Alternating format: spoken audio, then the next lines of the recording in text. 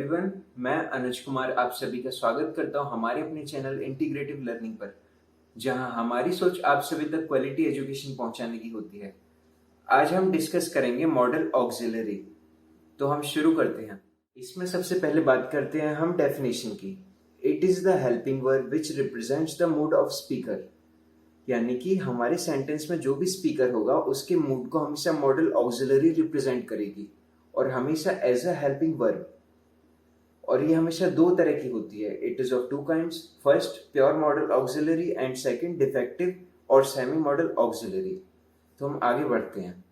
सबसे पहले बात करेंगे हम मॉडल ऑक्सिलरी के दो टाइप की, प्योर मॉडल ऑक्सिलरी और डिफेक्टिव या फिर सेमी मॉडल ऑक्सिलरी। दोनों में डिफरेंस ये है कि प्योर मॉडल ऑक्सिलरी हमेशा हेल्पिंग वर्ब की तरह काम करेंगी और वहीं डिफेक्टिव यानी सेमी मॉडल ऑक्सिलरी आपकी मेन वर्ब की तरह भी काम कर सकती हैं। और आपकी ये है pure modal auxiliary may, might, can, could, will, would, shall, should, have to, had to, must ought to. और डिफेक्टिव मॉडल ऑक्सिलरी में आपकी सिर्फ तीन है, नीड, डेयर और यूज टू। तो हम आगे बढ़ते हैं। अब हम बात करते हैं यूज ऑफ मॉडल ऑक्सिलरी और इसमें सबसे पहले हम बात करेंगे परमिशन की। और ये हम सभी को पता है, परमिशन या तो ली जाती है या फिर दी जाती है, गिव या फिर टेक। और इसमें हम दो तरह के मॉडल ऑक्सिलरी यूज करेंगे, कैन और मे। इन दो के अलावा कोई भी हम यूज नहीं करेंगे। और इनका यूज इस तरह होगा कि मे का हमेशा फॉर्मल मैनर में रिस्पेक्ट देने के लिए, किसी को, आपसे कोई सीनियर है या फिर आपका कोई टीचर है तो हम फॉर्मल मैनर में मे यूज करेंगे। और वो जब आपको रिप्लाई करेगा उस परमिशन का तो वो हमेशा मे यूज करेगा, सेम फॉर्मल। और जब हम कैन का यूज करेंगे तो ये हमारा फ्रेंडली होता है, इनफॉर्मल मैनर, और इसका रिप्लाई भी हमें कैन में ही मिलेगा। हम एक एग्जांपल देखते हैं। मे आई कम इन सर, यस यू मे। ये सबसे मोस्ट कॉमन सेंटेंस है और इसमें आप देख सकते हो हमने मे यूज किया है क्योंकि हम सर के लिए यूज कर रहे हैं। सर हमसे सीनियर होते हैं तो उनको रिस्पेक्ट भी देनी चाहिए, तो हम इसके लिए मे यूज करेंगे। और सर ने हमें जो रिप्लाई किया है उसमें उन्होंने भी मे यूज किया है, सेम। और इस हमारे एग्जाम्पल में, Rahul can I use your laptop, no you can not. और इसमें आप देख सकते हैं राहुल हमारा फ्रेंड है तो हमने उसके लिए कैन यूज किया है और उसने जब रिप्लाई किया है तो उसने भी कैन का यूज किया है क्योंकि ये फ्रेंडली नेचर शो करता है। अब हम आगे बढ़ते हैं। अब हम बात करते हैं रिक्वेस्ट की। और रिक्वेस्ट हमेशा हम्बल या फिर पोलाइट वे में की जाती है। और रिक्वेस्ट के लिए हम सिर्फ दो मॉडल ऑक्सिलरी का यूज करते हैं, वुड और कुड। और वुड का यूज हमेशा फॉर्मल मैनर के लिए यूज होता है और कुड का इनफॉर्मल मैनर के लिए। और जब भी इनका रिप्लाई मिलेगा तो वुड का रिप्लाई हम मे में करेंगे और कुड का रिप्लाई कैन में। अब हम एग्जाम्पल को समझते हैं। A lady said to me, would you lend me your pen, sure I may. A lady, इसके साथ में हमने फॉर्मल मैनर यूज किया है वुड, और वुड का हमेशा रिप्लाई मे में होगा, श्योर आई मे। अब हम अगला एग्जाम्पल समझते हैं। Rohit, could you play with me, yes I can.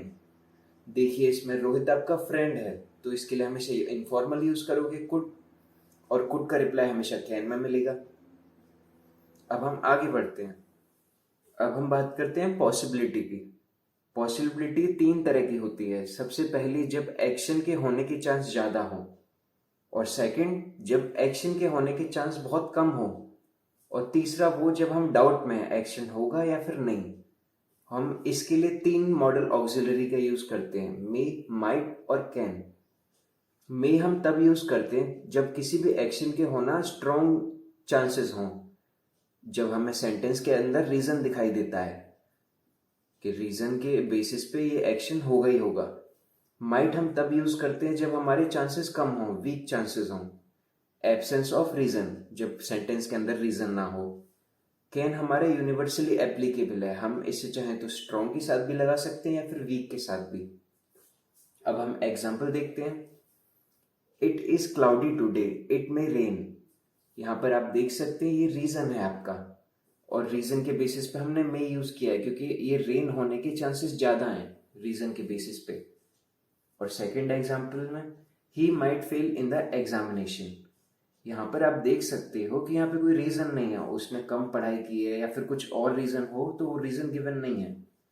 तो ऐसा हो भी सकता है और नहीं भी हो सकता है, तो हम इसके लिए माइट यूज करेंगे, वीक चांसेस हैं। और कैन का कुछ ऐसा है कि हम इन दोनों को ओमिट करके कैन का भी यूज कर सकते हैं, तो इससे हमारी मीनिंग पे चेंज नहीं पड़ेगा, हम कैन कहीं भी लगा सकते हैं। अब हम आगे बढ़ते हैं। अब हम बात करते हैं, जब भी पॉसिबिलिटी के अंदर हमें मे या फिर माइट के साथ में पॉसिबली, प्रोबेबली, लाइकली या फिर एक्सपेक्टेडली मिलता है, तो हम हमेशा इन वर्ड्स को रिमूव कर देंगे सेंटेंस में से। हम यहाँ एग्जाम्पल देख सकते हैं, she may possibly qualify the test as she is well prepared. यहाँ पर आप देख सकते हो मे के बाद में पॉसिबली आया है और हमारे एज पर रूल हमें ये ओमिट करना है, तो हम इसे रिमूव कर देंगे और हमारा सेंटेंस करेक्ट हो जाएगा। अब हम आगे बढ़ते हैं। अब हम बात करते हैं एबिलिटी की। एबिलिटी किसी भी इंसान का किसी भी काम को करने की क्षमता होती है। इसके लिए हम 3 मॉडल ऑक्सिलरी का यूज करते हैं, can, could, be, able to. Can और कुड हमेशा नेचुरल सेंस में यूज होता है, यानी कि कोई भी काम इजीली होता है फ्लो के साथ में, तो हम कैन या कुड का यूज करेंगे। और कैन हमेशा प्रेजेंट सेंटेंस और कुड पास्ट सेंटेंस के लिए यूज होगा। और बी एबल टू हम तब यूज करेंगे जब किसी भी काम को करने के लिए हमें स्पेशल एफर्ट्स लगाने पड़े, वो काम इजीली ना होता हो, हर कोई नहीं कर सकता उस काम को, तो हम उसके लिए बी एबल टू लगाएंगे। एग्जाम्पल देखते हैं हम, I can lift this box easily. मैं इस बॉक्स को इजीली उठा सकता हूँ, इस काम को करने के लिए मुझे कोई एफर्ट्स नहीं लगाने हैं, तो हमने कैन यूज किया है क्योंकि प्रेजेंट का सेंटेंस है। पास्ट होता तो यहाँ कुड यूज होता। और नेक्स्ट सेंटेंस में, she is not well but she is able to take the class. वो वेल नहीं है, उसके बाद वो क्लास ले सकती है। She is able to take class, यहाँ पर उसे एफर्ट्स लगाने पड़ेंगे क्लास लेने के लिए। अब हम आगे बढ़ते हैं। अब हम एक रूल देखते हैं, हमें जब भी कैन या फिर कुड के साथ में बी एबल टू दिखता है तो वो गलत है, हमें हमेशा बी एबल टू को ओमिट करना है। जैसे कि सेंटेंस है, he can be able to win the match. As per this rule हमें एक बी एबल टू ओमिट करना है यहाँ से। अब ये करेक्ट है सेंटेंस। अब हम बात करते हैं सजेशन यानी कि एडवाइस की। ये हमेशा किसी और को दी जाती है, उसकी बातों को या फिर उसके एक्शन को देखकर। इसके लिए हम 4 मॉडल ऑक्सिलरी का यूज करते हैं, शुड, मस्ट, हैव टू और ऑट टू। शुड का यूज करते हैं जब कुछ भी इंपॉर्टेंट नहीं है, सामने वाला क्या कर रहा है ये इंपॉर्टेंट नहीं है, बस हमने सजेशन दे दिया। मस्ट हम यूज करते हैं जब सामने वाले का एक्शन चेंज करना इंपॉर्टेंट है, उसको सजेशन देना है और वो सजेशन बहुत इंपॉर्टेंट है। और हैव टू यूज होता है जब हम किसी पे प्रेशर डालते हैं किसी चेंज के लिए। और ऑट टू सोशली और मोरली रिक्वायर्ड होता है, जो हमारे समाज में चाहिए होता है, जो हमारी रिस्पॉन्सिबिलिटी होती है। इसी बेसिस पे हम कुछ एग्जाम्पल देखते हैं। Mister Sharma should change his bike as it took old. Mister Sharma की बाइक पुरानी हो चुकी है तो हम उन्हें चेंज करनी चाहिए। ये इम्पोर्टेंट नहीं है, वो चेंज नहीं करेंगे तो भी चलेगा। तो नॉट इम्पोर्टेंट के लिए हमने क्या पढ़ा था, should. We ought to respect our parents, हमें अपने पेरेंट्स की रिस्पेक्ट करनी चाहिए। ये हमेशा मोरली और सोशली रिक्वायर्ड होता है, तो हमारा फर्ज है रिस्पेक्ट करना पेरेंट्स की, तो हमने ऑट टू यूज किया है। One must keep once promise, ये इम्पोर्टेंट है। इम्पोर्टेंट है कि आपको किसी का भी प्रॉमिस रखना चाहिए, तो इसके लिए हमने मस्ट यूज किया है।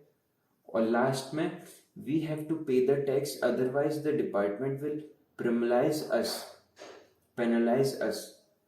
यहाँ पर आप देख सकते हो, अगर हमने टैक्स नहीं दिया तो हम पेनलाइज हो जाएंगे, तो ये आपका मस्ट है, फोर्स है आपके ऊपर टैक्स देने के लिए। अब हम आगे बढ़ते हैं। अब हम बात करते हैं डिफेक्टिव या फिर सेमी मॉडल ऑक्सिलरी की। इसमें आपकी 2 मॉडल ऑक्सिलरी आती हैं, नीड और डेयर। नीड होता है टू रिक्वायर समथिंग, जब हमें कुछ किसी भी चीज की जरूरत है। और डेयर जब हमारे अंदर करेज है, हिम्मत है हमारे अंदर, तो टू बी करेजियस। और डिफेक्टिव और सेमी मॉडल ऑक्सिलरी का मतलब ये है कि जब ये दोनों modal auxiliary as a helping verb use होती हैं तो उसे डिफेक्टिव मॉडल ऑक्सिलरी कहते हैं। और जब ये दोनों मेन वर्ब की तरह यूज होती हैं सेंटेंस में तो हम उसे सेमी मॉडल ऑक्सिलरी कहते हैं। अब हम बात करेंगे डिफेक्टिव केस की। जब भी आपका नीड या फिर डेयर के साथ में पॉजिटिव सेंटेंस होगा तो आपको उसके बाद टू और वर्ब की फर्स्ट फॉर्म यूज करनी है हमेशा। और वहीं नीड या फिर डेयर के साथ में आपका नेगेटिव या फिर वो आपका इंट्रोगेटिव सेंटेंस, तो आपको वर्ब की फर्स्ट फॉर्म यूज करनी है सिर्फ, आपको टू यूज नहीं करना है। हम एग्जांपल देखते हैं। I need to ask him, ये आपका एक पॉजिटिव सेंटेंस है तो आपने टू भी यूज किया है नीड के बाद में वर्ब की फर्स्ट फॉर्म। और वहीं यहाँ पे I need not to ask him एक नेगेटिव सेंटेंस है, ये रहा नेगेटिव वर्ड, इसीलिए हमने टू यूज नहीं किया है, वर्ब की फर्स्ट फॉर्म है यहाँ और आपका नीड। और ये आपका interrogative sentence, need I ask him, यहाँ आपकी हेल्पिंग वर्ब आगे है उसके बाद में आपका सेंटेंस, और यहाँ पे आप टू यूज नहीं करोगे और ये रही आपकी वर्ब की फर्स्ट फॉर्म। और डिफेक्टिव केस में हमारी ये as a helping verb use हो रही है, हेल्पिंग वर्ब। अब हम बात करेंगे सेमी मॉडल ऑक्सिलरी यानी कि सेमी केस की। यहाँ पर आपका नीड या फिर डेयर आपका एज अ मेन वर्ब काम कर रहा है, हेल्पिंग वर्ब और उसके बाद मेन वर्ब। अगर आपका सेंटेंस पॉजिटिव हो या फिर इंटोग्रेटिव हो या फिर नेगेटिव हो, आपको यूज करना है टू और उसके बाद में वर्ब की फर्स्ट फॉर्म हमेशा। एग्जाम्पल देखते हैं हम। I don't need to ask him, ये देखिए आपका नेगेटिव सेंटेंस है और इसके साथ में नीड है और इसके बाद हमने यूज किया है टू और वर्ब की फर्स्ट फॉर्म। और सेकंड हमारा एग्जांपल है do I need to ask him, ये आपका क्वेश्चन है ये आपका, और यहाँ पर आपने नीड यूज किया है और इसके बाद में टू और वर्ब की फर्स्ट फॉर्म। तो हमारा टॉपिक यहीं खत्म होता है। आगे और भी ऐसी इंफॉर्मेटिव वीडियोस देखने के लिए वीडियो को लाइक कीजिए, शेयर कीजिए और चैनल को सब्सक्राइब कीजिए। Thank you.